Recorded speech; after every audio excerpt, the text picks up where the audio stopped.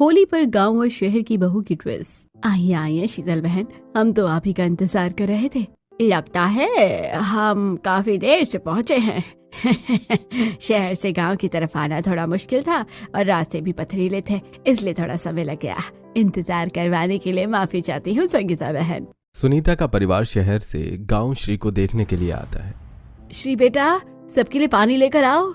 सिर पर आंचल ओढ़े और पूरी तरह सजी धजी संस्कारी स्त्री श्री सबके सामने आती है। श्री को देखकर शीतल के चेहरे पर खुशी झलक उठती है, क्योंकि शीतल ने अपने बेटे के लिए ऐसी ही बहू की कल्पना की थी, सुंदर, सुशील, संस्कारी और पहनने ओढ़ने का सलीका जानने वाली।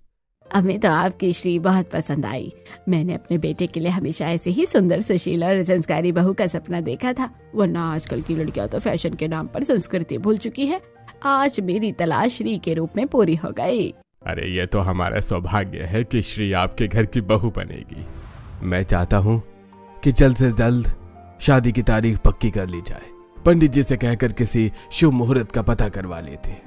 अरे भाग्यवान, जरा जल्दी से सबका मुंह मीठा कराइए, बहुत खुशी का मौका है। हाँ, मैं अभी मिठाई लेकर आती हूँ। इसी तरह सबकी रजामंदी से शिवांश और श्री का रिश्ता पक्का हो जाता है। दूसरी तरफ वरुण अपने ऑफिस में काम करने वाली काव्या को पसंद करता है। वरुण के घर में भी शादी की बातें शुरू हो जाती हैं।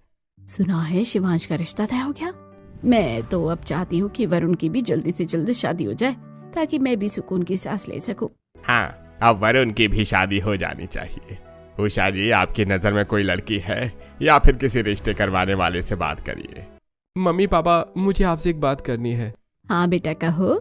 मम्मी पापा, मैं अपने ऑफिस की काव्या को पसंद करता हूँ और उसी से शादी करना चाहता हूँ। मुझे उम्मीद है कि काव्या से मिलकर आप इनकार नहीं करेंगे। काव्या बहुत अच्छी, पढ़ी लिखी और मॉडर्न है। अगर तुम्हें काव्या पसंद है और उसके घर वाले भी शादी के लिए राजी हो तो हमें कोई दिक्कत नहीं। बताओ कब उसके घर चलना है रिश्ता लेकर।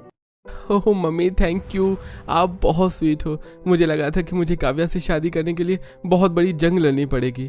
तुम्हें पता है, मैंने और तुम्हारे पापा ने कभी तुम्हारी किसी बात को नजरअंदाज नहीं किया। शादी तो तुम्हारी जिंदगी का सबसे बड़ा फैसला है, ये भी तुम्हारी पसंद से ही होना चाहिए। बिल्कुल सही कहा तुम्हारी माँ ने। हमने तुम्हें इतना पढ़ाया लिखाया है तो जीवन का अब ये बड़ा फैसला भी तुम्हारा अपना ही होना चाहिए। शंकर प्रसाद और उषा देवी काव्या का रिश्ता लेकर उसके घर जाते हैं। काव्या का परिवार भी मान जाता है और वरुण काव्या का रिश्ता पक्का हो जाता है। दूसरी तरफ शिवांश और श्री का शादी होती है। श्री लाल रंग के लहंगे में बेहद सुंदर लग रही थी। अरे वाह, शीतल ने तो बहुत ही सुंदर बहू ढूंढी है, इतनी सुंदर और संस्कारी। हाँ बिल्कुल सही कह रहे हो। और देखो तो कितना बड़ा घूंघट लिया है उसने, वरना आजकल की लड़कियां तो छोटे छोटे कपड़े पहनकर